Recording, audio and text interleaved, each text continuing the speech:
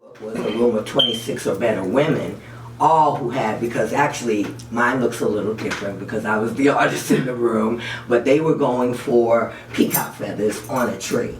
I had to throw in a little sun, a little moon, you know, a little couple of different faces there and keep it there. So mine is a slight variation of the art that we were doing. But that's where it came from, Paint with a Twist, up in the Carrollton area of New Orleans for a Christmas tradition, which is an art party. This is the second year, so next year we'll be doing a different picture. Wow. I know. I mean, and amazing, because you can pull so much from this picture. Thank you. And thank you for sharing that with me. Thank you for sharing that with the audience. And you have to go back and tell me a little bit more about your clan. The Oludoyes. Yes. The Oludoyes, as if you haven't given them an introduction, were artists from Ijebu, very, very, very high worshipers of Oshun, and so, you know, in the education that young people are having coming into our culture these days, you say that and they really don't know which way to fly with Oshun. They know she's the mother of culture, they know she's a love goddess, the Aphrodite, there's 1,000 parts of it, but I would say in the walking of my own life and my destiny as an Oludoye, I know the worship of Oshun to be beauty. And beauty, whether it's made from another person's trash, because a lot of my art obviously now is coming from recycled products, and that's just my love. My love is that I love beauty. I love to lay my eyes on it. I love to be part of the creation of beauty, whether it's in nature, whether it's in my granddaughter's eyes, wherever it is. I just love to participate in beauty. So that is what that clan is known for. They say in our roots reading that you knew when you came upon the village of the Oludoyes, because they were people of a high decor. All of their buildings would tell you that this is who they were. So that's a good bit about them. You know, we come down, I think, also to the expression. There's a lot of creative expression with Oshun. I can remember in Oyotunji back in the old days when you never had an Oshun festival where people didn't recite poems and do songs and do creative pieces of culture like that. So I see that also, obviously, having a degree in theater arts from college. I see a lot of different aspects of culture, performance, artistry in my life. I've heard you several times. Of course, I know. And of course, Oyotunji African Village needs no introduction. We all know that. You know, he who did not know Oyotunji, please run fast, drop everything you do and go. Right. So for the viewers, because they don't know Oyotunji, briefly tell me, give me some introduction about Oyotunji, because I've heard you mention that in several pieces of your life.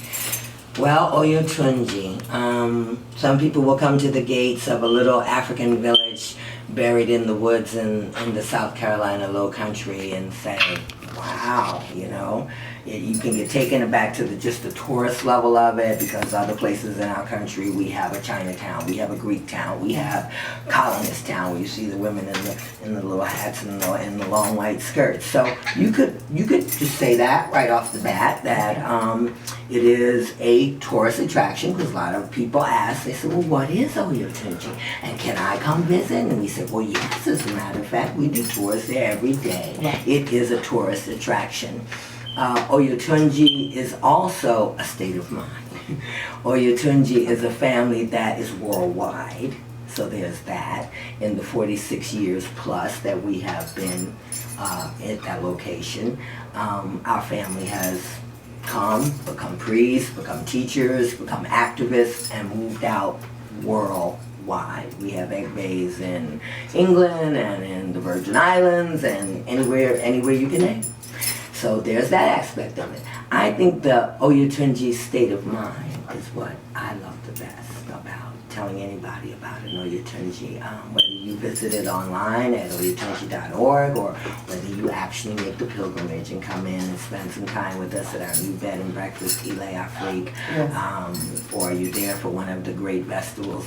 Certainly, that's my first choice for you. But to enter into an Oyotunji state of mind, I think you covered in the first question you asked me, is all about the love affair and the good health of my love affair with my culture. If it were not for an Oyotunji, then the love affair with my culture might be starving. but Wow. my love affair is fat and healthy. Wow. Yeah, she's fat and healthy. Wow. Because of an Oyotunji. Wow. Past, present, and future. Wow. Because I have memories that cannot be touched. Wow. Because even in this day, I'm glad and look forward to the next moment I will be in Oyotunji. Wow. I look forward to looking through the Agan and seeing all of my descendants parading me as Egungun so I can see that far out Yes. into an Oyotunji. So Yes. it's kind of like my full sphere circumference.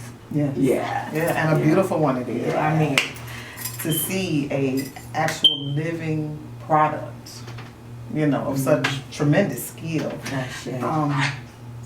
For our younger people that are out there, how can they get to your products? Mhm. How can they reach you? Number of ways. A good one is Facebook, that's for sure. Everybody's out on Facebook. Kindred of Sangoma used to have a website. It's a lot of work for a woman who spends half the year in the woods in her teepee. So we have a blog site, which is kindredofsangoma.wordpress.com, I believe. And you can certainly reach me there. Fafa's Earth Mothers, Yes. which we're becoming a big part of, and we'll be traveling to the West Coast this year to do women's empowerment retreats.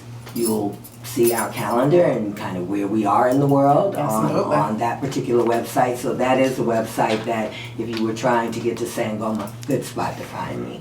You know, and needless to say, if you wrote to info@oyotunji.org, your information would be directed to me for sure. Absolutely. Mhm. So is that how the viewers will reach as far as the products? Well, Are the products online for sale? You know, here's what happened. When we went into this, we thought that. We said, we never got the market page up on our website. And someone said, oh, do an Etsy shop. You can put all of your products there. Okay. And it's like 2 cents a piece. And we thought about it, but it never really hit.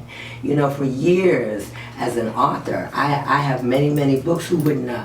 Because it wasn't my ambition to have my books in Barnes & Noble. It wasn't my ambition to have a site.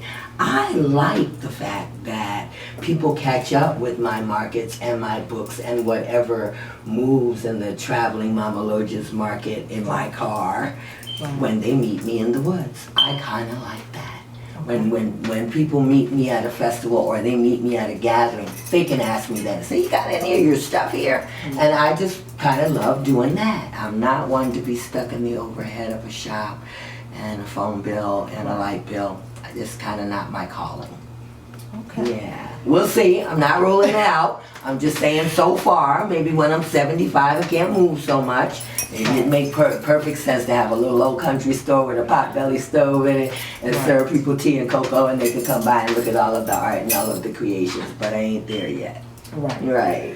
Well, as usual, as normal, it is always a pleasure. Always a pleasure. Give thanks, give thanks to the teachings, the raising, your ancestors most of all.